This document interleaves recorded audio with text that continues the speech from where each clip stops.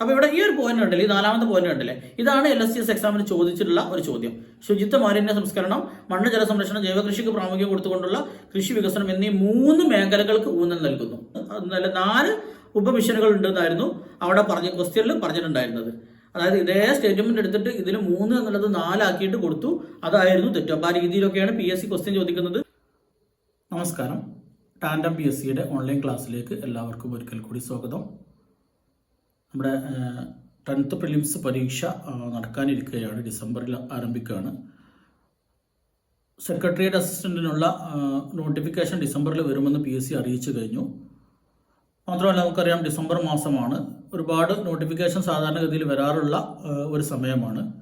ഏതൊക്കെയാണ് ഈ വർഷം വിളിക്കുക എന്നറിയില്ല. ഏതായിരുന്നാലും ഈ ഒരു വർഷം ഏജ് ഓവർ ആവുന്നവർക്ക് വേണ്ടി ഒരുപാട് പരീക്ഷകൾ PSC നടത്താനിരിക്കുകയാണ്. അതുകൊണ്ട് തന്നെ നമുക്ക് ചിട്ടയോടുകൂടി പഠിക്കുകയാണെങ്കിൽ ഈ എക്സാമുകളൊക്കെ ഈസി ആയിട്ട് ക്രാക്ക് ചെയ്യാൻ പറ്റും. അതുമായിട്ട് ബന്ധപ്പെട്ട കോഴ്സുകളാണ് നമ്മൾ സ്റ്റാർട്ട് ചെയ്തിട്ടുള്ളത്. നമുക്കറിയാം 10th പ്രിലിംസിൻ്റെ ഓൾറെഡി ഫ്രീ ബാച്ച് ഇപ്പോൾ നടന്നുകൊണ്ടിരിക്കുന്നുണ്ട്. അപ്പോൾ 10th പ്രിലിംസ് എഴുതുന്ന ആളുകളുണ്ടെങ്കിൽ ഇന്ന് തന്നെ നമ്മുടെ ടെലഗ്രാം ചാനലിൽ അംഗമാവുക. അതിൻ്റെ ലിങ്ക് ഡിസ്ക്രിപ്ഷൻ ബോക്സിൽ കൊടുത്തേക്കാം. അതിൽ നമ്മൾ ഫ്രീ ആയിട്ടുള്ള ഈ ക്ലാസ്സിൻ്റെയൊക്കെ PDF അതിൽ നമ്മൾ നൽകുന്നുണ്ട്. അതേപോലെ സെക്രട്ടേറിയറ്റ് അസിസ്റ്റന്റിന്റെ ഒരു ബാച്ച് ഡിസംബർ 1-ാം തീയതി ആരംഭിക്കുകയാണ്. നമുക്കറിയാവുന്നതുപോലെ പ്രിലിംസ് അതേപോലെ മെയിൻസ് തന്നെ 2 പേപ്പറുകൾ ഒക്കെ ആയിട്ടുള്ള ഒരു വലിയൊരു എക്സാമാണ് നടക്കാൻ പോകുന്നത്. സെക്രട്ടേറിയറ്റ് അസിസ്റ്റന്റും ഒരു പ്രയാസമില്ലാതെ നമുക്ക് നേടിയെടുക്കാൻ വേണ്ടി പറ്റും. അതിനു വേണ്ടിയുള്ള സമഗ്രമായ കോച്ചിങ് ആണ് ഡിസംബർ 1 മുതൽ ആരംഭിക്കുന്നത്. നമ്മൾ ഇതിനൊരു വലിയ ഫീസൊന്നും നമ്മൾ ഈടാക്കുന്നില്ല. സെക്രട്ടറി പരീക്ഷയ്ക്ക് തയ്യാറെടുക്കുന്ന എല്ലാവർക്കും ഉപകാരപ്രദമാകുന്ന രീതിയിൽ നമ്മൾ ഫ്രീ ബാച്ച് അതുമായിട്ട് ബന്ധപ്പെട്ട് നടത്തിയിട്ടുണ്ടായിരുന്നു. സെക്രട്ടറിക്ക് ഒരുപാട് പേർക്ക് നല്ല മാർക്ക് സ്കോർ ചെയ്യാൻ നമ്മുടെ ക്ലാസ്സുകൾ വളരെ കുറഞ്ഞ സമയം കൊണ്ട് തന്നെ ഒരുപാട് മാർക്ക് സ്കോർ ചെയ്യാൻ കഴിഞ്ഞിട്ടുണ്ട്. 40ഓളം ചോദ്യങ്ങൾ നമ്മൾ പഠിപ്പിച്ച ഭാഗത്തു നിന്ന് തന്നെ അത്രയും ടഫായിട്ടുള്ളൊരു എക്സാമിന് ഡയറക്റ്റ് ആയിട്ട് വന്നിട്ടുണ്ട്. അപ്പോൾ ആ രീതിയിൽ കുട്ടികൾക്കൊക്കെ പ്രയോജനപ്പെടുന്ന ഒരു ബാച്ചായിരുന്നു സെക്രട്ടറി ബാച്ച് എന്ന് പറയുന്നത്. അതും ഫ്രീ ബാച്ച് തന്നെയായിരുന്നു. ഇത് നമ്മൾ സെക്രട്ടറി അസിസ്റ്റന്റിന് ചെറിയ ഒരു ഫീസ് എന്നല്ല, ഒരു 999 രൂപയാണ്. നമ്മൾ ഇത്രയും മാസം നീണ്ടു നിൽക്കുന്ന ഏകദേശം ഒരു 10 മാസമെങ്കിലും ചുരുങ്ങിയത് ആ ഒരു മെയിൻസ് എക്സാം കഴിയുമ്പോഴത്തേന് വരും. അത്രയും നീണ്ടു നിൽക്കുന്ന ഒരു കോഴ്സ് ആയതുകൊണ്ട് തന്നെ അതിൻ്റെ ഒരു എക്സ്പെൻസ് മീറ്റ് ചെയ്യാന്നുള്ള ഒരു 999 രൂപയാണ് നമ്മൾ ഇതിനു വേണ്ടിയുള്ള ഫീസ് ഈടാക്കുന്നത്. അപ്പോൾ പിന്നെ താല്പര്യമുള്ള ആളുകൾ, ഡിഗ്രി കഴിഞ്ഞ ആളുകളാണെങ്കിൽ നിർബന്ധമായിട്ടും ആ ഒരു കോഴ്സിൽ ജോയിൻ ചെയ്യുക. നമ്മൾ സിലബസ് അറിഞ്ഞുകൊണ്ട് എവിടെ നിന്നാണോ PSC ചോദ്യം ചോദിക്കുന്നത് അവിടെ നിന്ന് തന്നെ പഠിക്കുന്ന രീതിയാണ് ടാൻഡം PSC ഫോളോ ചെയ്യുന്നത്. അതുകൊണ്ട് തന്നെയാണ് സെക്രട്ടറി എക്സാമിനൊക്കെ മറ്റു എല്ലാ സെൻറ്ററുകളിൽ പഠിച്ച കുട്ടികളും പകച്ചു നിന്നപ്പോഴും നമ്മുടെ കുട്ടികൾക്ക് മാത്രം നന്നായി സ്കോർ ചെയ്യാൻ സാധിച്ചത്. നമ്മുടെ ഈ ഒരു സിലബസിലെ ഏറ്റവും ഹോട്ട് ടോപ്പിക്കാണ് നവകേരളം കർമ്മ പദ്ധതി എന്ന് പറയുന്നത്. നമുക്കറിയാം കേരള സർക്കാരിന്റെ ഡ്രീം പ്രൊജക്റ്റ് ആയിരുന്നു 4 മിഷനുകൾ കൂടി ചേർന്നിട്ടുള്ള നവകേരളം കർമ്മ പദ്ധതി എന്നുള്ളത്. കേരള സർക്കാരിന്റെ ഡ്രീം പ്രൊജക്റ്റ് ആയതുകൊണ്ട് തന്നെ കേരള PSCക്കും വളരെ ഇഷ്ടപ്പെട്ട ഒരു ടോപ്പിക്കാണ്. എല്ലാ പരീക്ഷക്കും ഈ കഴിഞ്ഞ LST സെക്രട്ടറി മെയിൻസ് എക്സാമിന് പോലും ഈ ഭാഗത്തുനിന്നൊരു ചോദ്യം ഉണ്ടായിട്ടുണ്ട്. നേരിട്ടുള്ള ചോദ്യമായിരുന്നു. സത്യത്തിൽ അത് പലരും പകച്ചു നിന്ന, പലർക്കും മനസ്സിലാവാത്തൊരു ചോദ്യമായിരുന്നു അത്. പക്ഷെ അത് കൃത്യമായിട്ട് നമ്മളിപ്പോൾ ഈ ക്ലാസ് കാണുമ്പോൾ മനസ്സിലാവും എവിടെ നിന്നാണ് ആ ചോദ്യം വന്നത് എന്ന് മനസ്സിലാവും. അപ്പോൾ നമുക്ക് ആ രീതിയിൽ നമ്മുടെ ഇന്നത്തെ ക്ലാസ് ആരംഭിക്കാം. നവകേരളം കർമ്മ പദ്ധതി ജനപങ്കാളിത്തത്തോടെ തദ്ദേശ ഭരണ സ്ഥാപനങ്ങളുടെ നേതൃത്വത്തിൽ എന്ന് ആണ് ഇതിൻ്റെ ഒരു ഔട്ട്ലൈൻ ആയിട്ട് തന്നെ അവർ കൊടുത്തിട്ടുള്ളത്. ഗവൺമെൻറ് വെബ്സൈറ്റിൽ നിന്ന് കിട്ടിയിട്ടുള്ള ഒരു PDF ഉണ്ട് അതുമായിട്ട് ബന്ധപ്പെട്ടാണ് നമ്മൾ ക്ലാസ് അറേഞ്ച് ചെയ്തിട്ടുള്ളത്. ഇതിൽ നിന്ന് തന്നെയാണ് നമ്മുടെ LST സെക്രട്ടറി എക്സാമിന് അടക്കമുള്ള സ്റ്റേറ്റ്മെന്റ് വരെ വന്നിട്ടുള്ളത്. അത് ഡയറക്റ്റ് ഇതിലുള്ള സ്റ്റേറ്റ്മെന്റ് അതേപോലെ കൊടുക്കുകയാണ് ചെയ്തത്. നിങ്ങൾക്ക് ക്ലാസ് മുന്നോട്ട് പോകുമ്പോൾ നിങ്ങൾക്ക് മനസ്സിലാകും. നമുക്കറിയാം ഈ ഒരു ക്ലാസ് എന്ന് പറയുന്നത് ഒറ്റ ക്ലാസ് കൊണ്ട് തീർക്കാൻ കഴിയുന്നതല്ല. 4 മിഷനുകളും ഈ 4 മിഷനുകൾക്ക് തന്നെ പിന്നെ ഉപമിഷനുകളും ഒക്കെയുള്ള ഒരു വലിയൊരു ടോപ്പിക്കാണിത്. ഒരു 3-4 ക്ലാസ് കൊണ്ടായിരിക്കും നമ്മളിത് തീർക്കുക. 1-ാമത്തെ ക്ലാസ്സാണ്. അതിൻ്റെ ബേസിക് ആയിട്ടുള്ള കാര്യങ്ങൾ മാത്രമാണ് ഇന്ന് നമ്മൾ ഡിസ്കസ് ചെയ്യാം. ബാക്കിയുള്ള കാര്യങ്ങൾ ഓരോ മിഷനും സെപ്പറേറ്റ് ആയിട്ട്, ലൈഫ് മിഷൻ വേറെ, ആർദ്രം മിഷൻ വേറെ, പൊതുവിദ്യാഭ്യാസ സംരക്ഷണ യജ്ഞം വേറെ, ഹരിത കേരള മിഷൻ വേറെ, അങ്ങനെ 4 മിഷനുകൾ സെപ്പറേറ്റ് ആയിട്ട് നമുക്ക് ഓരോ ക്ലാസ് ആയിട്ട് തന്നെ ചെയ്യേണ്ടി വരും. ഇന്ന് നമ്മളതിൻ്റെ ബേസിക് ആയിട്ടുള്ള ഇമ്പോർട്ടൻ്റ് ആയിട്ടുള്ള കാര്യങ്ങളാണ് നമ്മൾ നോക്കാൻ പോകുന്നത്. അതിനു മുമ്പ് നമ്മൾ ഈ ഒരു LSTS എക്സാമിന് വന്നിട്ടുള്ള ഈ ക്വസ്റ്റ്യൻ നമുക്ക് നോക്കാം. ഈ ഒരു ഭാഗത്ത് നിന്ന് ക്വസ്റ്റ്യൻ ഇത് എവിടെ നിന്നാണ് വന്നത് എന്നുള്ളത് ഞാൻ കാണിച്ചു തരാം. നമ്മൾ ആദ്യം ക്വസ്റ്റ്യൻ ഒന്ന് നോക്കാം. ഇത് D പ്രകാരം ക്വസ്റ്റ്യൻ ബുക്കിലെറ്റ് D പ്രകാരം 88ാമത്തെ ക്വസ്റ്റ്യൻ ആയിരുന്നു. Which of the following statement about Haritha Kerala mission is are not correct എന്നാണ് ചോദ്യം. ഇതിൽ ഹരിത കേരള മിഷനുമായിട്ട് ബന്ധപ്പെട്ട് തെറ്റായിട്ടുള്ള സ്റ്റേറ്റ്മെന്റ് ഏതാണെന്നാണ് ചോദ്യം. It is one of the 4 missions under Navakerala mission launched by the government of Kerala. Kerala government launch ചെയ്തിട്ടുള്ള നവകേരള മിഷന്റെ ഭാഗമായിട്ടുള്ള 4 മിഷനുകളിൽ ഒരു മിഷനാണ് ഇത് എന്നായിരുന്നു ഒന്നാമത്തെ സ്റ്റേറ്റ്മെന്റ്. നമ്മളിപ്പോൾ ഫസ്റ്റ് സ്ലൈഡിൽ തന്നെ പറഞ്ഞിട്ടുള്ള ഒരു കാര്യമാണല്ലേ, അത് 4 മിഷനുകളിൽപ്പെട്ട ഒരു മിഷനാണ് ഇത് എന്നുള്ളത്. രണ്ടാമത്തെ സ്റ്റേറ്റ്മെന്റ് പറയുന്നത് it has 4 sub missions to deal with water conservation, waste management, agriculture and climate change. അതായത് ഈ പറയുന്ന water conservation, waste management, agricultural, climate change എന്നീ മേഖലകളിലായിട്ട് 4 സബ് മിഷനുകൾ ഉണ്ട് എന്നാണ്. ഇതാണ് ഈ ക്വസ്റ്റ്യനിൽ, ഈ സ്റ്റേറ്റ്മെന്റിൽ തെറ്റായിട്ടുള്ള ഒരു സ്റ്റേറ്റ്മെന്റ്. ഈ സ്റ്റേറ്റ്മെന്റാണ് തെറ്റായിട്ടുണ്ടായിരുന്നത്. അതെന്താണ് തെറ്റ് എന്നുള്ളത് നമ്മൾ സ്ലൈഡ് വായിക്കുമ്പോൾ നമ്മൾ പിന്നെ അടുത്ത കുറച്ചുകൂടി അങ്ങോട്ട് മുന്നോട്ട് പോകുമ്പോൾ ഇന്നത്തെ ക്ലാസ്സിൽ തന്നെ നമ്മളത് ഡിസ്കസ് ചെയ്യുന്നുണ്ട്. അപ്പോൾ അവിടെ എത്തുമ്പോൾ നമുക്ക് അത് വിശദീകരിക്കാം എന്തായിരുന്നു തെറ്റുന്നുള്ളത്. ഇവിടെ 4 മിഷൻ അല്ല വരുന്നത്, 3 മിഷനാണ് വരുന്നത്. എന്താണ് ആ മിഷൻ എന്നൊക്കെ, ആ ഡീറ്റെയിൽസ് എവിടെയാണ് അത് വരുന്നത് എന്നൊക്കെ കൃത്യമായിട്ട് നമുക്ക് ക്ലാസ്സിൽ കാണാം. ഓക്കെ, ഇതിലാവുമ്പോൾ ഈ 4 മിഷനുകളിൽ ഒന്നാമത്തെ മിഷനാണ് ലൈഫ് മിഷൻ. നിങ്ങളൊക്കെ ഒരു പക്ഷെ കേട്ടിട്ടുണ്ടാകും. ഒരു സമ്പൂർണ്ണ പാർപ്പിട പദ്ധതിയാണ് ലൈഫ് മിഷൻ എന്ന് പറയുന്നത്. അത് പിന്നെ ഭൂരഹിതരായ ആളുകൾക്ക് അല്ലെങ്കിൽ ഭവനരഹിതരായ ആളുകൾക്കൊക്കെ വീട് നൽകുന്ന പദ്ധതി. നമുക്കറിയാം ഈ ഭവനരഹിതരുടെ ലിസ്റ്റ് തയ്യാറാക്കിയപ്പം ഇതിന്റെ പദ്ധതി എങ്ങനെയായിരുന്നു നടപ്പിലാക്കിയതെന്ന് വെച്ച് കഴിഞ്ഞാൽ ആദ്യം ഒരു സർവേ നടത്തി. സർവേയുടെ അടിസ്ഥാനത്തിൽ പിന്നീട് സൂപ്പർ ചെക്ക് നടന്നു. ഈ സൂപ്പർ ചെക്കിന്റെ അടിസ്ഥാനത്തിൽ 5 വർഷത്തേക്ക് ഒരു ലിസ്റ്റ് തയ്യാറാക്കി.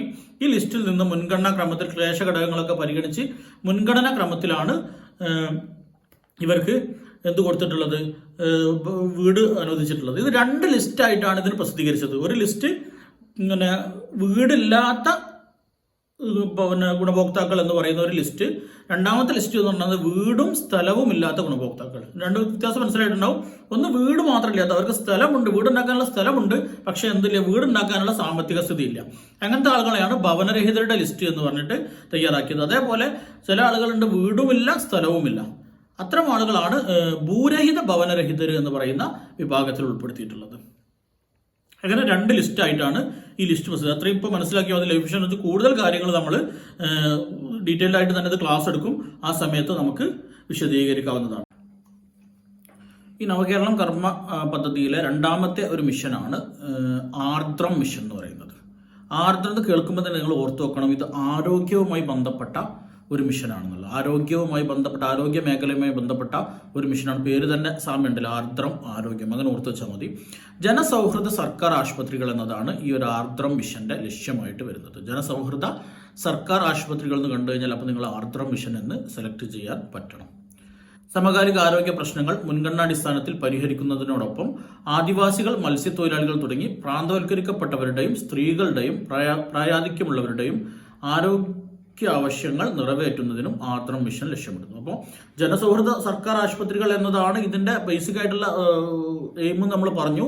അതോടൊപ്പം സമകാലിക ആരോഗ്യ പ്രശ്നങ്ങൾ മുൻഗണനാടിസ്ഥാനത്തിൽ പരിഹരിക്കുന്നതിനോടൊപ്പം ആദിവാസികൾ, മത്സ്യത്തൊഴിലാളികൾ തുടങ്ങിയ പ്രാന്തവൽക്കരിക്കപ്പെട്ടവരുടെയും സ്ത്രീകളുടെയും അതേപോലെ ഈ വയോജനങ്ങളുടെയും ഒക്കെ ആരോഗ്യ ആവശ്യങ്ങൾ നിറവേറ്റുക എന്നുള്ളത് കൂടി ഈ ആർദ്രം മിഷന്റെ ഒരു ലക്ഷ്യമായിട്ട് വരുന്നുണ്ട്. അതൊക്കെ നമുക്ക് വിശദമായിട്ട് ക്ലാസ് എടുക്കാനുണ്ട്. ആർദ്രം മിഷന് എങ്ങനെയാണ് ഫണ്ട് കണ്ടെത്തുന്നത്, ഇൻഫ്രാസ്ട്രക്ചർ ഡെവലപ്മെന്റ് എങ്ങനെയാണ്, അതോടൊപ്പം ഇതിന്റെ പിന്നെ ദൈനംദിന ചെലവുകൾക്ക് എങ്ങനെയാണ് ഫണ്ട് കണ്ടെത്തുന്നത് തുടങ്ങി ഒരുപാട് കാര്യങ്ങൾ നമുക്ക് ഇതുമായിട്ട് ബന്ധപ്പെട്ട് പഠിക്കാനുണ്ട്. ഇതിന്റെ ലക്ഷ്യങ്ങൾ ഡീറ്റെയിൽ ആയിട്ട് പഠിക്കാനുണ്ട്. അത് നമുക്ക് വിശദമായിട്ട് ഒരു ആർദ്രം മിഷന് വേണ്ടി ഒരു സെപ്പറേറ്റ് ഒരു ക്ലാസ് നമുക്ക് ചെയ്യാം. ഇപ്പൊ 10th പ്രിലിംസിന് തയ്യാറെടുക്കുന്നവരെ സംബന്ധിച്ചിടത്തോളം അതിന്റെ ബേസിക് ആയിട്ടുള്ള കാര്യങ്ങളൊക്കെ ഓർത്ത് വെച്ചാൽ മതിയാകും. ഡിഗ്രി ലെവലൊക്കെ ആകുമ്പോൾ ഇതൊന്നും ആഴത്തിൽ പഠിക്കൽ അനിവാര്യമാണ്. അപ്പോൾ അതുകൊണ്ട് നമുക്ക് സെക്രട്ടേറിയറ്റിന് ക്ലാസ് എടുക്കുന്ന സമയത്ത് നമുക്ക് ഇതിന്റെ ഈ ഓരോ മിഷനുകളും സെപ്പറേറ്റ് ആയിട്ട് നമുക്ക് ക്ലാസ് എടുക്കാം. ഓക്കെ, അപ്പോൾ സർക്കാർ ആശുപത്രികളുടെ വിപുലീകരണം, പ്രാഥമികാരോഗ്യ കേന്ദ്രങ്ങളെ കുടുംബാരോഗ്യ കേന്ദ്രങ്ങളാക്കി മാറ്റുക, ജീവിതശൈലി രോഗങ്ങളിൽ നിന്നും പരിരക്ഷ, കുറഞ്ഞ ചെലവിൽ മരുന്നുകൾ ലഭ്യമാക്കുക, നഴ്സിംഗ് വിദ്യാഭ്യാസ രംഗത്ത് അന്താരാഷ്ട്ര നിലവാരം, ആരോഗ്യ സ്ഥാപനങ്ങളിൽ തദ്ദേശ സ്വയംഭരണ സ്ഥാപനങ്ങൾക്ക് കൂടുതൽ ഉത്തരവാദിത്തങ്ങൾ എന്നിവയൊക്കെ കോർത്തിണക്കിക്കൊണ്ടാണ് ആർദ്രം മിഷൻ രൂപകൽപ്പന ചെയ്തിട്ടുള്ളത്. അവിടെ ഈ പറയുന്ന പോയിന്റുകളൊക്കെ വളരെ ഇമ്പോർട്ടൻ്റ് ആണ് കേട്ടോ. അതായത് സർക്കാർ ആശുപത്രികളുടെ വിപുലീകരണം, അതായത് ഇൻഫ്രാസ്ട്രക്ചർ ഡെവലപ്മെന്റ് ആണ് ഉദ്ദേശിച്ചത്. ഹോസ്പിറ്റലുകളുടെ ഇൻഫ്രാസ്ട്രക്ചർ ഡെവലപ്മെന്റ് ആണ് ഉദ്ദേശിക്കുന്നത്. അതോടൊപ്പം പ്രാഥമിക ആരോഗ്യ കേന്ദ്രങ്ങളെ എന്താക്കി മാറ്റുക, കുടുംബാരോഗ്യ കേന്ദ്രങ്ങളാക്കി മാറ്റുക. ഇപ്പൊ അടുത്ത് ചോദിച്ച ഈ അടുത്തായിട്ടൊരു PSC എക്സാമിന് ചോദിച്ചിട്ടുണ്ടായിരുന്നു, ഇത് താഴെ പറയുന്നവയിൽ ആർദ്രം മിഷന്റെ ലക്ഷ്യങ്ങളിൽ ഉൾപ്പെടുത്താത്തത് ഏത്.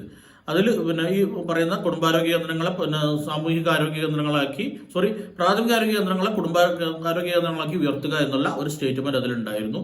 അങ്ങനെ അപ്പോൾ ഇതൊക്കെ ഇമ്പോർട്ടൻ്റ് ആയിട്ട് നമ്മൾ പഠിച്ചിരിക്കണം. സ്റ്റേറ്റ്മെന്റ് ക്വസ്റ്റ്യനിൽ സ്ഥിരമായിട്ട് വരുന്ന ഒരു സ്റ്റേറ്റ്മെന്റ് ആണ്. അപ്പോൾ അത് കൃത്യമായിട്ട് പഠിച്ചിരിക്കണം. അപ്പോൾ പിന്നെ പ്രാഥമിക ആരോഗ്യ കേന്ദ്രങ്ങൾ, അതായത് PHCകളെ FHC അഥവാ ഫാമിലി ഹെൽത്ത് സെന്റർ ആക്കി ഉയർത്തുക എന്നുള്ളത് ഒരു ആർദ്ര മിഷന്റെ ഒരു ലക്ഷ്യമാണ്. പിന്നെ കുറഞ്ഞ ചെലവിൽ മരുന്നുകൾ ലഭ്യമാക്കുക, നഴ്സിംഗ് വിദ്യാഭ്യാസ രംഗത്ത് അന്താരാഷ്ട്ര നിലവാരം, അതൊക്കെ അതിൽ വരുന്നുണ്ട്. പിന്നെ ആരോഗ്യ സ്ഥാപനങ്ങളിൽ തദ്ദേശ സ്വയംഭരണ സ്ഥാപനങ്ങൾ കൂടുതൽ ഉത്തരവാദിത്തങ്ങൾ എന്നിവയൊക്കെയാണ് ഇതിന്റെ ഒരു ലക്ഷ്യം. അതായത് നമുക്കറിയാം, ഈ തദ്ദേശ സ്ഥാപനങ്ങളുടെ കീഴിലാണ് ഇപ്പോൾ ഈ പറയുന്ന പ്രൈമറി ഹെൽത്ത് സെന്ററുകളൊക്കെ പ്രവർത്തിക്കുന്നത്. ഇത് പഞ്ചായത്തുകൾക്ക്, ഗ്രാമപഞ്ചായത്തുകൾക്ക് അല്ലെങ്കിൽ തദ്ദേശ സ്ഥാപനങ്ങൾ കൈമാറി കൊടുത്ത കുറച്ച് സ്ഥാപനങ്ങളുണ്ട്. മറ്റു ഡിപ്പാർട്ട്മെന്റുകളിൽ നിന്നും തദ്ദേശ സ്ഥാപനങ്ങൾക്ക് കൈമാറി കൊടുത്ത കുറച്ച് സ്ഥാപനങ്ങളുണ്ട്. അതിൽപ്പെട്ട ഒരു സ്ഥാപനമാണ് ഈ പറയുന്ന പ്രൈമറി ഹെൽത്ത് സെന്ററൊക്കെ. അതുകൊണ്ട് തന്നെ ഈ പ്രവർത്തനങ്ങളൊക്കെ നടക്കുന്നത്, ഒട്ടുമിക്ക പ്രവർത്തനങ്ങളും ഒരു സർക്കാരിന്റെ, കേന്ദ്ര സർക്കാരിൻ്റെതാണെങ്കിലും സംസ്ഥാന സർക്കാരിൻ്റെതാണെങ്കിലും ഈ പദ്ധതികളൊക്കെ താഴെത്തട്ടിലെ ജനങ്ങളിലേക്ക് എത്തിക്കുന്നത് തദ്ദേശ സ്വയംഭരണ സ്ഥാപനങ്ങൾ വഴിയാണ്. ഈ ആർദ്രം മിഷന്റെയും പ്രധാനപ്പെട്ട ഗുണഫലം ജനങ്ങളിലേക്ക് എത്തുന്നത് തദ്ദേശ സ്ഥാപനങ്ങളിലൂടെ തന്നെയാണ്. ക്ലിയർ ആയിട്ടുണ്ടാവുമെന്ന് വിചാരിക്കുന്നു. പിന്നെ മറ്റൊരു മിഷനാണ് പൊതുവിദ്യാഭ്യാസ സംരക്ഷണ യജ്ഞം എന്ന് പറയുന്നത്. ഈ നവകേരള കർമ്മ പദ്ധതിയുടെ മൂന്നാമത്തെ ഒരു പദ്ധതിയാണ്. നമ്മൾ 2 പദ്ധതികൾ ഓൾറെഡി പറഞ്ഞു കഴിഞ്ഞു. ലൈഫ് മിഷൻ പറഞ്ഞു, ആർദ്ര മിഷൻ പറഞ്ഞു കഴിഞ്ഞു. മൂന്നാമത്തേതാണ് പൊതുവിദ്യാഭ്യാസ സംരക്ഷണ യജ്ഞം എന്ന് പറയുന്നത്. എന്താണ് ഇതിന്റെ ലക്ഷ്യങ്ങൾ നോക്കാം. ഇല്ലായ്മകളും പോരായ്മകളും പരിഹരിച്ച് 1 മുതൽ 12ാം ക്ലാസ് വരെ പൊതുവിദ്യാലയങ്ങൾ അന്താരാഷ്ട്ര നിലവാരത്തിലേക്ക് ഉയർത്തുന്ന പ്രവർത്തനങ്ങളാണ് പൊതുവിദ്യാഭ്യാസ രംഗത്ത് നടപ്പിലാക്കുക. ഈ പൊതുവിദ്യാഭ്യാസ സംരക്ഷണ യജ്ഞം കൊണ്ട് ഉദ്ദേശിക്കുന്നത് എന്താ വെച്ചാൽ 12ാം ക്ലാസ് വരെയുള്ള, +2 വരെയുള്ള പൊതുവിദ്യാലയങ്ങൾ അന്താരാഷ്ട്ര നിലവാരത്തിലേക്ക് ഉയർത്തുക, പഠന രീതികൾ മെച്ചപ്പെടുത്തുക, അതേപോലെ ഭൗതിക സാഹചര്യങ്ങൾ മെച്ചപ്പെടുത്തുക തുടങ്ങിയ ഒരു അന്താരാഷ്ട്ര വിദ്യാഭ്യാസ സ്ഥാപനത്തിന് ഉണ്ടാവേണ്ട എല്ലാ സൗകര്യങ്ങളും ഉണ്ടാക്കുക എന്നുള്ളതൊക്കെ ഈ ഒരു പൊതു വിദ്യാഭ്യാസ സംരക്ഷണ യജ്ഞത്തിന്റെ ലക്ഷ്യമാണ്. അതായത് പിന്നെ പ്രൈവറ്റ് സ്ഥാപനങ്ങളിലേക്ക് പോവാതെ സർക്കാർ സ്കൂളുകളെ തന്നെ കുട്ടികളെ ആശ്രയിക്കുന്ന രീതിയിലേക്ക് മറ്റു വലിയ കോർപ്പറേറ്റ് സ്കൂളുകൾക്കൊക്കെ ഉള്ള സംവിധാനങ്ങൾ ഈ ഒരു നമ്മുടെ ഈ സർക്കാർ സ്കൂളുകൾക്ക് കൂടി ഉണ്ടാക്കിയെടുത്തുകൊണ്ട് ആളുകൾ ഈ സർക്കാർ സ്കൂളുകൾ കൂടുതൽ ആകർഷിക്കപ്പെടുന്ന രീതിയിൽ മാറ്റിയെടുക്കുക എന്നുള്ളതൊക്കെയാണ് ഈ പൊതുവിദ്യാഭ്യാസ സംരക്ഷണ യജ്ഞം കൊണ്ട് ഉദ്ദേശിക്കുന്നത്. അതിനുവേണ്ടി പൊതുവിദ്യാഭ്യാസ സ്ഥാപനങ്ങളുടെ ഗുണപരമായ മുന്നേറ്റങ്ങൾക്കായി പശ്ചാത്തല സൗകര്യങ്ങൾ നവീകരിക്കും. അതായത് ആവശ്യത്തിന് കെട്ടിടങ്ങൾ, ലാബ് സൗകര്യങ്ങൾ പോലെയുള്ള എന്തൊക്കെ ഭൗതിക സൗകര്യങ്ങൾ വേണോ അതൊക്കെ ഈ ഒരു പദ്ധതിയുടെ ഭാഗമായിട്ട് ഉണ്ടാക്കിയെടുക്കും. അതോടൊപ്പം സ്മാർട്ട് ക്ലാസ് റൂമുകൾ, ശുചിമുറികൾ, ലബോറട്ടറികൾ, പഠന കളരികൾ എന്നിവയൊക്കെ സജ്ജമാക്കിയ വിദ്യാലയങ്ങളാണ് ലക്ഷ്യം. അതായത് ഞാൻ പറഞ്ഞു, ഇതൊരു ഇൻഫ്രാസ്ട്രക്ചർ ഡെവലപ്മെന്റിന്റെ ഭാഗമായിട്ട് എന്തൊക്കെ ഒരു പൊതുവിദ്യാലയത്തിൽ ഉണ്ടാക്കാൻ പറ്റുമോ അതൊക്കെ ഉണ്ടാക്കിക്കൊണ്ട് പരമാവധി ആളുകളെ ആകർഷിക്കാൻ വേണ്ടി. അപ്പോൾ അതിൽ നമ്മൾ curricular activity, extra curricular activity അടക്കമുള്ള കാര്യങ്ങൾക്ക് സൗകര്യം നൽകുന്ന രീതിയിലുള്ള സംവിധാനങ്ങളാണ് ഇപ്പോൾ പ്രത്യേകിച്ച് IT AI യുഗമൊക്കെയാണ്. അപ്പം സ്മാർട്ട് ക്ലാസ് റൂമുകൾ നിർബന്ധമായിട്ട് ഉണ്ടാക്കും. അതേപോലെ ശുചിമുറികൾ, ഇപ്പോൾ വളരെ സർക്കാർ ശ്രദ്ധ കൊടുക്കുന്ന ഒരു മേഖലയാണ് ശുചിത്വം എന്ന് പറയുന്നത്. അപ്പോൾ ശുചിമുറികൾ സ്ഥാപിക്കുക സ്കൂൾ ആവശ്യത്തിന്. അതേപോലെ ലബോറട്ടറികൾ, പഠന കളരികൾ എന്നിവയൊക്കെ സജ്ജമാക്കിയ വിദ്യാലയങ്ങളാണ് ഇതുകൊണ്ടുള്ള ലക്ഷ്യം എന്ന് പറയുന്നത്. ഓക്കെ, ക്ലിയർ ആയിട്ടുണ്ടെന്ന് വിചാരിക്കുന്നു. വിദ്യാർത്ഥികളുടെ നൈസർഗികമായ കഴിവുകൾ കണ്ടെത്തി ഓരോരുത്തരുടെയും അഭിരുചിക്കനുസൃതമായ മെച്ചപ്പെട്ട പൗരന്മാരെ വളർത്തുന്നതിന് പര്യാപ്തമായ നിലയിൽ പൊതുവിദ്യാഭ്യാസങ്ങളിലെ പഠന ബോധന പ്രക്രിയ ശക്തിപ്പെടുത്തുന്നതിന് ജനകീയ വിദ്യാഭ്യാസ മാതൃക രൂപപ്പെടുത്തും. ഈ ഒരു മിഷന്റെ ഭാഗമായിട്ട് അത് ജസ്റ്റ് ഒന്ന് വായിച്ചു നോക്കിയത് അത്ര ഇമ്പോർട്ടൻ്റ് അല്ല, ജസ്റ്റ് ഒന്ന് വായിച്ച് പോയാൽ മതി. ഓക്കെ,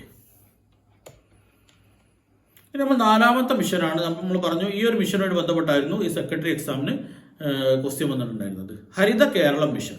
ഈ ഹരിത കേരളം മിഷൻ എന്ന് പറയുമ്പോൾ ഇതൊരു പക്ഷേ നിങ്ങളൊക്കെ കണ്ടിട്ടുള്ള ഒരു പദ്ധതിയായിരിക്കും. ഇത് നമ്മുടെ നാട്ടിൽ ഒക്കെ നടന്നുകൊണ്ടിരിക്കുന്ന, വളരെ വിപുലമായിട്ട് നടന്നുകൊണ്ടിരിക്കുന്ന ഒരു പദ്ധതിയാണ് ഹരിത കേരളം മിഷൻ. അതായത് നമുക്കറിയാം, നമ്മുടെ വീടുകളിലൊക്കെ മാസത്തിലൊരിക്കൽ ഹരിത കർമ്മസേനക്കാർ വരാറുണ്ട്. പ്ലാസ്റ്റിക് മാലിന്യങ്ങളൊക്കെ ശേഖരിച്ച് കൊണ്ടുപോകാൻ വേണ്ടി ഹരിത കർമ്മസേനയുടെ ആളുകൾ വരാറുണ്ട്. അതൊക്കെ ഈ ഹരിത കേരളം മിഷന്റെ ഭാഗമായിട്ടുള്ള ഒരു പദ്ധതിയാണ്. അതേപോലെ നമ്മുടെ അങ്ങാടികളിലൊക്കെ ഒരു പക്ഷേ നിങ്ങൾ ബോട്ടിൽ ബൂത്തുകൾ, അതേപോലെ മിനി MCFകളൊക്കെ കണ്ടിട്ടുണ്ടാവും. ബോട്ടിൽ ബൂത്തുകൾ എന്ന് പറഞ്ഞു കഴിഞ്ഞാൽ കമ്പി കൊണ്ടുണ്ടാക്കിയ ഒരു ചെറിയൊരു കൂട്, ബോട്ടിലുകളൊക്കെ നിക്ഷേപിക്കാനുള്ള കൂടുകൾ പല സ്ഥലത്തും പല അങ്ങാടികളിലൊക്കെ നിങ്ങൾ പോകുമ്പോൾ കണ്ടിട്ടുണ്ടാവും. അതോടൊപ്പം വേസ്റ്റുകൾ, മറ്റു പ്ലാസ്റ്റിക് വേസ്റ്റുകളൊക്കെ ഡെപ്പോസിറ്റ് എന്താ പറയുക, നിക്ഷേപിക്കാനുള്ള വലിയ കമ്പിക്കൂടുകൾ പോലെ നിങ്ങളിങ്ങനെ അങ്ങാടിയിലൊക്കെ കണ്ടിട്ടുണ്ടാവും. ഇതൊക്കെ ഈ ഒരു മിഷന്റെ ഭാഗമായിട്ട്, ഹരിത കേരള മിഷന്റെ ഭാഗമായിട്ട് സ്ഥാപിച്ചിട്ടുള്ള പദ്ധതികളാണ്.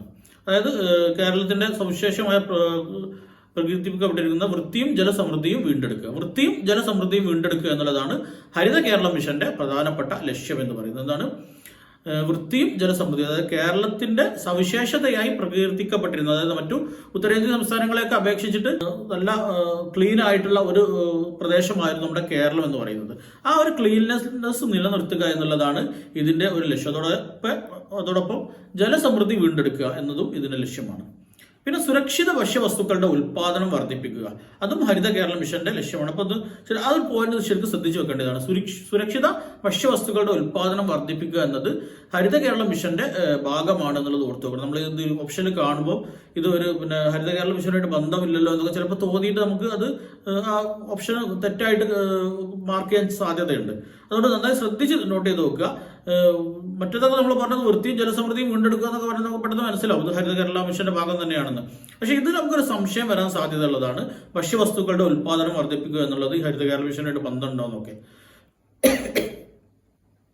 പിന്നെ വികേന്ദ്രീകൃത ഉറവിട ജൈവമാലിന്യ സംസ്കരണം പ്രാവർത്തികമാക്കുന്നതോടൊപ്പം ബോധവൽക്കരണവും ശുചിത്വ മാലിന്യ സംസ്കരണ സേവന സൗകര്യങ്ങളും ലഭ്യമാക്കും. അതായത് ഈ ഒരു ശുചീകരണ പ്രവർത്തനങ്ങളിൽ ഏർപ്പെടുക എന്ന് മാത്രമല്ല, ബോധവൽക്കരണം കൂടി ഇതിന്റെ ഭാഗമായിട്ട് കൊടുക്കുന്നുണ്ട്. തദ്ദേശ സ്ഥാപനങ്ങളിലൂടെ ആളുകൾക്ക് ഈ പ്ലാസ്റ്റിക് എങ്ങനെ ഉപയോഗം കുറക്കാനും അതോടൊപ്പം പ്ലാസ്റ്റിക് മാലിന്യങ്ങൾ വലിച്ചെറിയുന്നതിനെതിരെയൊക്കെയുള്ള ബോധവൽക്കരണ ക്ലാസുകൾ ഇതിന്റെ ഭാഗമായിട്ട് സംഘടിപ്പിച്ചു വരുന്നുണ്ട്.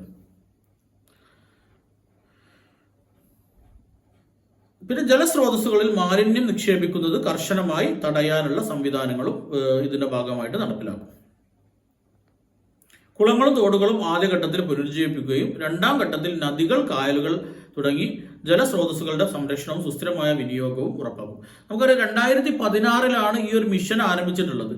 അപ്പോൾ മിഷന്റെ തുടക്കത്തിൽ എന്തായിരുന്നു? തോടുകളും അതോടൊപ്പം കുളങ്ങളൊക്കെ ആയിരുന്നു ഒന്നാം ഘട്ടത്തിൽ ശുചീകരണം ലക്ഷ്യമാക്കിയിരുന്നത്. പിന്നീട് എന്ത് ചെയ്തു? നദികളും കായലുകളും ഒക്കെ തുടങ്ങി മറ്റു ജലസ്രോതസ്സുകളുടെ സംരക്ഷണവും അതേപോലെ സുസ്ഥിരമായ വിനിയോഗവും ഇത് ഉറപ്പാക്കി വരുന്നുണ്ട്. 2016 മുതൽ 2021 വരെയുള്ള 5 വർഷം കൊണ്ട് നേടിയെടുക്കാനുള്ള ലക്ഷ്യങ്ങളായിരുന്നു ഈ നവകേരള മിഷന് നടപ്പിലാക്കിയത്. 2011 വരെ ഏറെക്കുറെ ലക്ഷ്യം കൈവരിച്ചിട്ടുണ്ട്. 2011 ശേഷം വീണ്ടും അടുത്ത സർക്കാരിന്റെ കാലത്തും ഇത് തുടർന്നു വരികയാണ്. ഈ മിഷനുകളൊക്കെ തുടർന്നു വരുന്നുണ്ട്.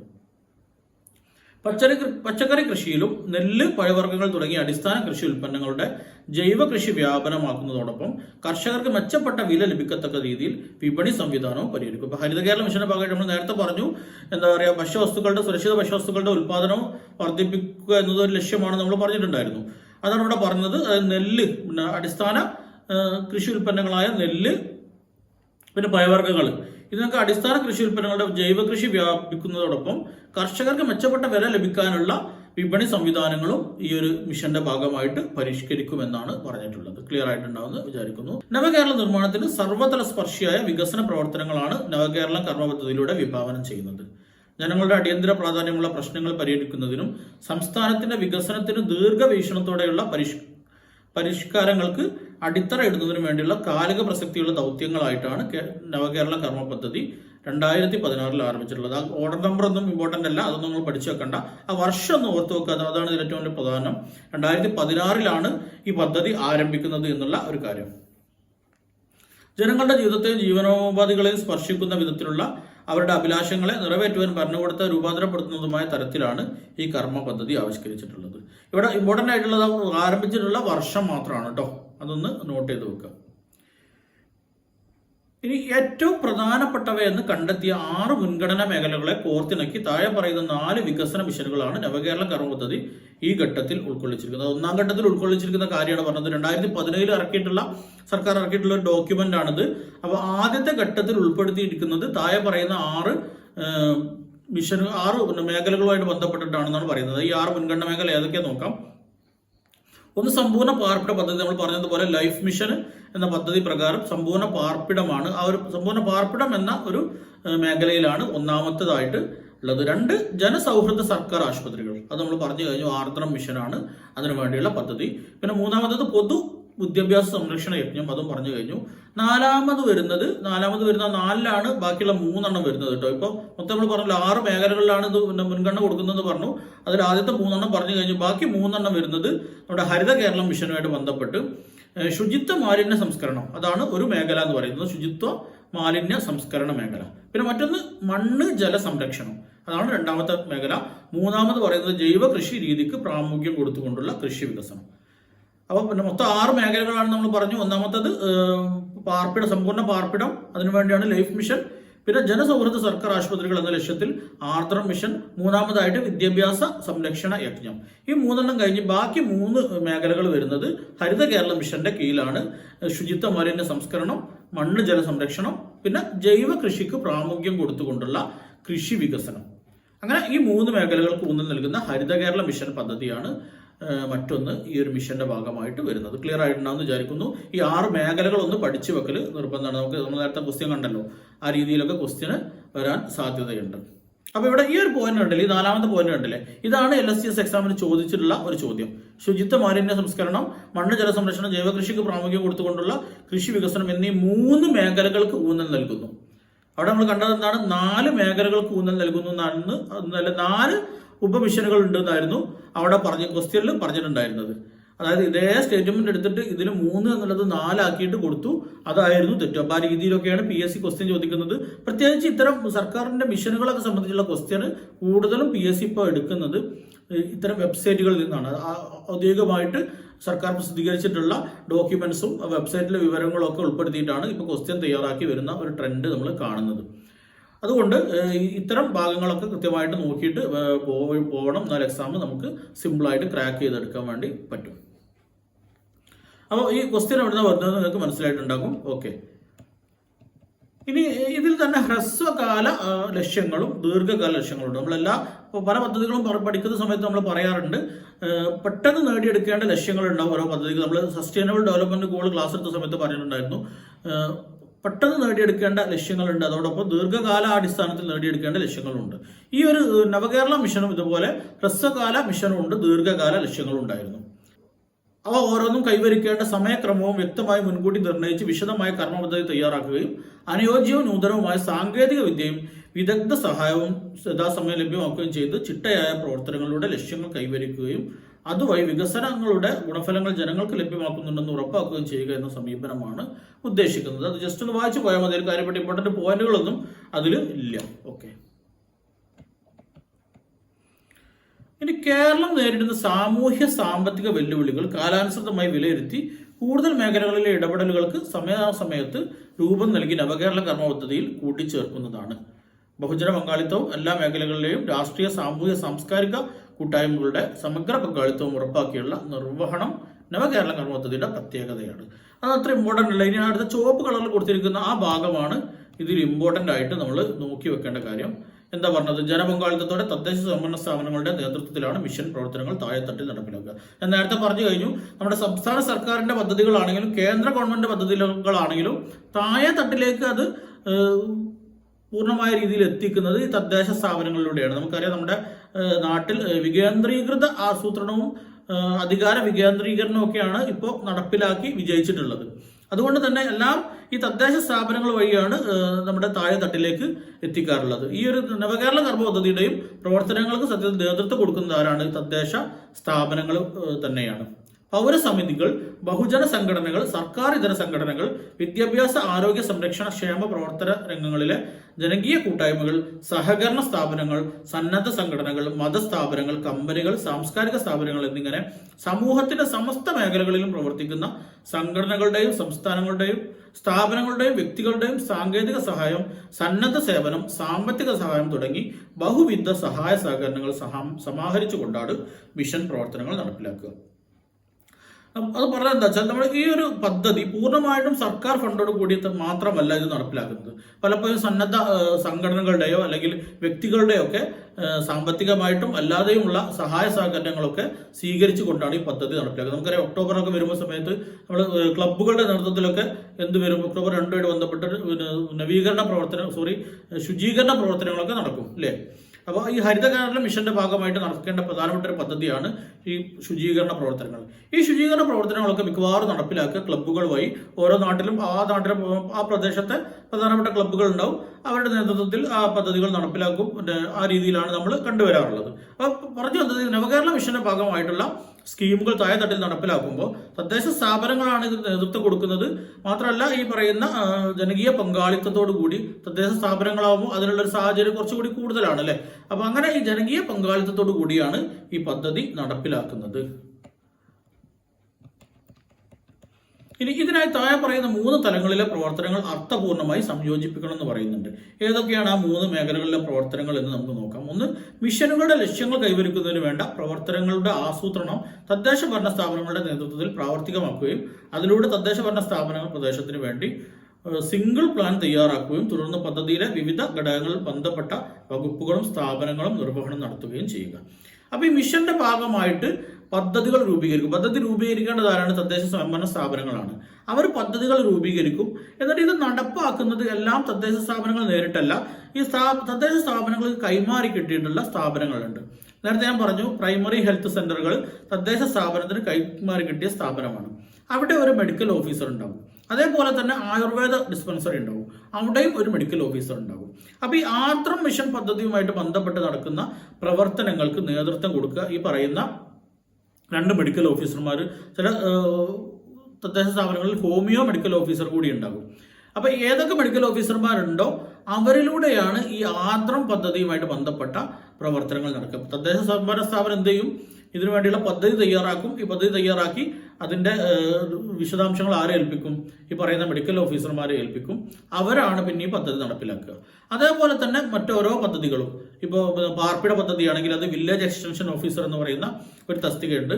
ഈ വില്ലേജ് എക്സ്റ്റൻഷൻ ഓഫീസർ നേരത്തെ അത് ഗ്രാമവികസന വകുപ്പിന് കീഴിലായിരുന്നു ആ ഒരു ഡിപ്പാർട്ട്മെന്റ് ഉണ്ടായിരുന്നത്. ഇപ്പോൾ അത് വകുപ്പ് ഇന്റഗ്രേഷൻ വന്നു. ഇപ്പൊ LSTI എന്ന് പറയുന്ന ഒറ്റ വകുപ്പിന് കീഴിലേക്ക് ഇതൊക്കെ വന്നിട്ടുണ്ട്. അപ്പം ഈ VO മുഖേനയാണ് പാർപ്പിട പദ്ധതികളൊക്കെ നടപ്പിലാക്കുന്നത്. അതേപോലെ ഓരോ കർമ്മ പദ്ധതികളും വിദ്യാഭ്യാസമായിട്ട് ബന്ധപ്പെട്ട വിദ്യാഭ്യാസ യജ്ഞമാണെങ്കിൽ ആ തദ്ദേശ സ്ഥാപന പരിധിയിലെ ഏതെങ്കിലും ഒരു സ്കൂളിലെ ഹെഡ് മാസ്റ്റർക്കായിരിക്കും അതിന്റെ നിർവഹണ ചുമതല ഉണ്ടാവുക. ആ രീതിയിൽ ഈ പദ്ധതികളൊക്കെ ഓരോ കൈമാറി കിട്ടിയ സ്ഥാപനങ്ങൾ വഴിയാണ് നടപ്പിലാക്കുന്നത് എന്നാണ് അവിടെ പറഞ്ഞത്. പിന്നെ ബിയിൽ പറയുന്നത് വകുപ്പുകളുടെ കീഴിൽ പ്രത്യേകമായി തയ്യാറാക്കുന്ന കേന്ദ്ര സംസ്ഥാന പദ്ധതികളും വിഭവങ്ങളും കഴിയുന്നിടത്തോളം ഈ പദ്ധതിയുമായി സംയോജിപ്പിക്കണം.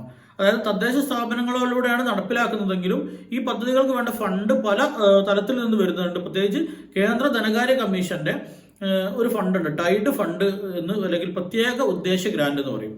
ഈ ഗ്രാന്റ് എന്തിനാ കൊടുക്കുന്നതെന്ന് വെച്ച് കഴിഞ്ഞാൽ 2 മേഖലകളിൽ ഉപയോഗിക്കാൻ വേണ്ടിയാണ് പ്രധാനമായിട്ട് ഇത് കൊടുക്കുന്നത്. ഒന്ന് കുടിവെള്ളം, മറ്റൊന്ന് ശുചിത്വം. കുടിവെള്ളം, ശുചിത്വം എന്നീ 2 മേഖലകളിൽ ഉപയോഗിക്കാൻ വേണ്ടിയാണ് ഈ പറയുന്ന പ്രത്യേക ഉദ്ദേശ ഗ്രാന്റ് അല്ലെങ്കിൽ ടൈഡ് ഗ്രാന്റ് എന്ന പേരിൽ ഫിനാൻസ് ഗ്രാന്റിന്റെ ഒരു വിഹിതം കൊടുക്കുന്നത്. അപ്പോൾ നമ്മുടെ ഈ ഹരിത കേരള മിഷന്റെ പ്രവർത്തനവുമായിട്ട് ബന്ധപ്പെട്ടാണെന്ന് നമുക്ക് മനസ്സിലാവും. ആ രീതിയിൽ കേന്ദ്ര സംസ്ഥാന ഫണ്ടുകളും അതേപോലെ തദ്ദേശ സ്ഥാപനങ്ങളുടെ എന്നുള്ള നമ്മൾ പറഞ്ഞ ഈ താഴെത്തട്ടിലുള്ള ആളുകളുടെ സഹകരണം അടക്കമുള്ള കാര്യങ്ങൾ സംയോജിപ്പിച്ച് നടപ്പിലാക്കാൻ വേണ്ടി ഈ പദ്ധതിയുടെ കീഴിൽ ലക്ഷ്യമിടുന്നുണ്ട്. പിന്നെ സിയിൽ പറയുന്നത് പൊതുസമൂഹത്തിന്റെ നേതൃത്വത്തിലും സഹായത്തിലും രൂപപ്പെടുന്ന പദ്ധതികളും പ്രവർത്തനങ്ങളും ഈ പൊതു പദ്ധതിയുമായി സംയോജിപ്പിക്കും. പൊതുസമൂഹത്തിന്റെ നേതൃത്വത്തിലുള്ള സഹായത്തിലും രൂപപ്പെടുന്ന പദ്ധതികളും പ്രവർത്തനങ്ങളും നേരത്തെ പറഞ്ഞതുപോലെ പൊതുപദ്ധതിയുമായി സംയോജിപ്പിക്കും. അതായത് ഇപ്പോൾ ഈ വാർഡ് തലത്തിൽ ക്ലബ്ബുകളൊക്കെ ഈ നവകേരള കർമ്മപദ്ധതിയോട് ബന്ധപ്പെട്ട് പ്രവർത്തനങ്ങൾ നടത്തുമ്പോൾ അവരെ കൂടി സംയോജിപ്പിച്ചുകൊണ്ട് ഒരൊറ്റ പദ്ധതിയായിട്ട് നടപ്പിലാക്കാനുള്ള ശ്രമങ്ങൾ നടക്കും എന്നർത്ഥം. കൂടുതൽ വിശദീകരിക്കേണ്ട ആവശ്യമില്ല എന്ന് തോന്നുന്നുണ്ട്. ക്ലിയർ ആയിട്ടുണ്ടാകും. ഓക്കെ. ഇനി വികസന മിഷനുകളുടെ പൊതു ലക്ഷ്യങ്ങളാണ് ഇനി പറയുന്നത്. അതുകൂടി നോക്കിയിട്ട് നമുക്ക് ഇന്നത്തെ ക്ലാസ് വൈൻഡപ്പ് ചെയ്യാം. സംസ്ഥാനത്തിന്റെ തനത് പ്രത്യേകതകളും ഇതിനോടകം നേടിയിട്ടുള്ള പുരോഗതിയും വികസന മാതൃകകളും സാമൂഹിക ഘടകങ്ങളും സാംസ്കാരിക പൈതൃകവും പൂർണ്ണമായ തോതിൽ ഉൾക്കൊണ്ട് ആഭ്യന്തര വളർച്ചയും ജീവിത ഗുണമേന്മയും ഉറപ്പാക്കാൻ സഹായിക്കുന്ന സമീപനമാണ് മിഷനുകളുടെ പ്രവർത്തനങ്ങൾക്കായി സ്വീകരിക്കുക. ഈ സമീപനങ്ങളിൽ അധിഷ്ഠിതമായ പ്രവർത്തനങ്ങളെ സവിശേഷതകൾ താഴെ പറയുന്നവയാണ്. അപ്പോൾ ഈ വികസന സമീപനം എന്തൊക്കെയാണെന്നുള്ളത് ഈ താഴെ പറയുന്ന പോയിന്റുകളാണ്. ഇപ്പോൾ പറഞ്ഞ പാരഗ്രാഫിൽ കാര്യമായിട്ട് ഇമ്പോർട്ടൻ്റ് ആയിട്ടുള്ള പോയിന്റ് ഒന്നുമില്ല. ഇനി അതിന് ഇമ്പോർട്ടൻ്റ് ആയിട്ടുള്ള പോയിന്റുകളാണ് താഴെ പറയുന്നത്. ഉത്തരവാദിത്വത്തോടെയുള്ള സുതാര്യവും ഫലപ്രദവുമായ ഭരണനിർവഹണം സാധ്യമാക്കുക എന്നുള്ളതാണ് ഇതിലൊരു വികസന സമീപനമായിട്ട് വരുന്നത്. എന്ത് ഉത്തരവാദിത്വത്തോടെയുള്ള സുതാര്യവും ഫലപ്രദവുമായ ഭരണനിർവഹണം നടത്തുക അല്ലെങ്കിൽ സാധ്യമാക്കുക എന്നുള്ളതാണ് ഒരു സമീപനമായിട്ട് വരുന്നത്. രണ്ടാമത് പറയുന്നത് പദ്ധതികൾ ആസൂത്രണം ചെയ്യുന്നതിലും നടപ്പാക്കുന്നതിലും നിരീക്ഷണത്തിലും വർദ്ധിച്ച ജനപങ്കാളിത്തം ഉറപ്പാക്കുക. നമുക്കറിയാം വികേന്ദ്രീകൃത ആസൂത്രണമാണ്, നേരത്തെ പറഞ്ഞു, വികേന്ദ്രീകൃത ആസൂത്രണമാണ് നമ്മുടെ നാട്ടിൽ നടപ്പിലാക്കിയിട്ടുള്ളത്. ഈ തദ്ദേശ സ്വയംഭരണ സ്ഥാപനങ്ങളിലൂടെ പൊതുസമൂഹം കൂടിച്ചേർന്നുകൊണ്ടാണ് ഇത്തരം പദ്ധതികൾക്ക് തീരുമാനമെടുക്കുന്നതും അത് ഏത് രീതിയിൽ നടപ്പിലാക്കണം എന്നൊക്കെ കൂടിയാലോചിച്ചുകൊണ്ടാണ് ചെയ്യുന്നത്. അപ്പോൾ ജനകീയ പങ്കാളിത്തത്തോടു കൂടിയാണ് ഈ പ്രവർത്തനങ്ങൾ നടപ്പിലാക്കുക എന്നർത്ഥം. പിന്നെ വകുപ്പുകളുടെയും സ്ഥാപനങ്ങളുടെയും വൈദഗ്ധ്യം പൂർണ്ണമായും പ്രയോജനപ്പെടുത്തി കാര്യക്ഷമമായ സേവനം ഉറപ്പാക്കുക. ഞാൻ നേരത്തെ പറഞ്ഞു, ഓരോ മിഷനുകൾ നടത്തുമ്പോൾ അതുമായിട്ട് ബന്ധപ്പെട്ട് തദ്ദേശ സ്ഥാപനങ്ങളിൽ കൈമാറി കിട്ടിയ ആ ഡിപ്പാർട്ട്മെന്റുകളിൽ വഴിയാണ് ഇത് നടപ്പിലാക്കുക. കൃഷിയായിട്ട് ബന്ധപ്പെട്ട പ്രവർത്തനങ്ങൾ കൃഷി ഓഫീസർ വഴി ഓരോ കൃഷിഭവൻ ഓരോ തദ്ദേശ സ്ഥാപനത്തിൽ ഉണ്ടാകും. ആ കൃഷിഭവനിലെ കൃഷി ഓഫീസർ വഴി അത് നടപ്പിലാക്കും. അങ്ങനെ ഓരോ മേഖലയിലും വൈദഗ്ധ്യമുള്ള ആളുകളുടെ ആ വകുപ്പുകളുടെ അല്ലെങ്കിൽ സ്ഥാപനങ്ങളുടെ നേതൃത്വത്തിലാണ് അല്ലെങ്കിൽ അവരുടെ പ്രവർത്തനങ്ങൾ കൂടി സംയോജിപ്പിച്ചുകൊണ്ടാണ് ഈ പദ്ധതി നടപ്പിലാക്കുക. ഇനി സോഷ്യൽ ഓഡിറ്റ് ഉൾപ്പെടെയുള്ള ഉത്തരവാദിത്ത ബോധവും അഴിമതിരഹിത പ്രവർത്തനങ്ങളും ഉറപ്പാക്കുന്നതിന് ചിട്ടയായ പരാതി പരിഹാര സംവിധാനങ്ങൾ നിലവിലുള്ള ഭരണ സംവിധാനത്തിന്റെ ഭാഗമായി ശക്തിപ്പെടുത്തുക എന്നുള്ളത് ഇതിനെ മറ്റൊരു ലക്ഷ്യം. അതായത് സോഷ്യൽ ഓഡിറ്റിംഗ് എന്ന് പറയുന്ന ഒരു പരിപാടിയുണ്ട്. അത് ഇതുകൂടി സുതാര്യമാക്കുന്നതിന്, അഴിമതിരഹിതമാക്കുന്നതിന് വേണ്ടിയാണ് സോഷ്യൽ ഓഡിറ്റിംഗ് ഒക്കെ നടപ്പിലാക്കിയിട്ടുള്ളത്.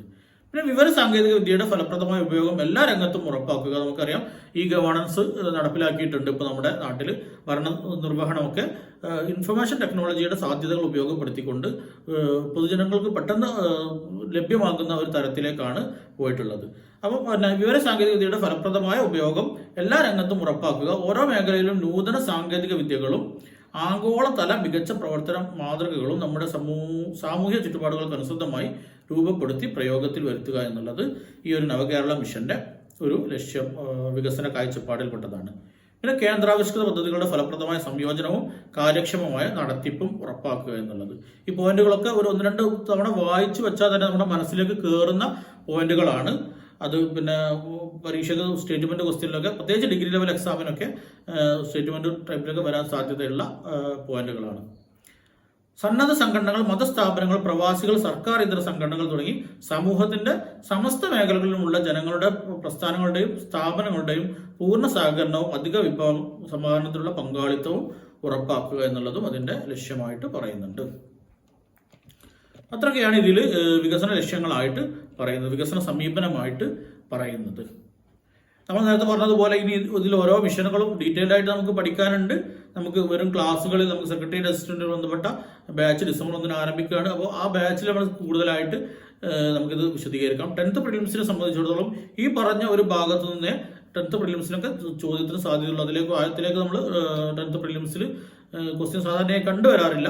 അപ്പോൾ ഇത്രയും പറഞ്ഞ ഭാഗങ്ങളൊന്ന് 10th പ്രിലിംസിന് തയ്യാറെടുക്കുന്ന ആളുകൾ നിർബന്ധമായിട്ട് പഠിച്ചിരിക്കണം. ഇനി സെക്രട്ടേറിയറ്റ് അസിസ്റ്റന്റ് അടക്കമുള്ള ഡിഗ്രി ലെവൽ പരീക്ഷയ്ക്ക് തയ്യാറെടുക്കുന്നവർ കൂടുതലായിട്ട് ആഴത്തിൽ ഓരോ മിഷനുകളും ആഴത്തിൽ നമുക്ക് ക്ലാസ് എടുക്കാനുണ്ട്. ആ സമയത്ത് നമുക്ക് വിശദീകരിക്കാം. ഡിഗ്രി ലെവലും നിർബന്ധമായിട്ടും കുറച്ചുകൂടി ഇത് ഡീറ്റെയിൽഡ് ആയിട്ട് പഠിക്കേണ്ടതുണ്ട്. അപ്പോൾ നിങ്ങൾക്ക് നല്ലത് വരട്ടെ എന്ന് ആശംസിച്ചുകൊണ്ട് അടിപൊളി ഒരു ക്ലാസ്സുമായിട്ട് വീണ്ടും കാണുന്നത് വരെ ഗുഡ് ബൈ.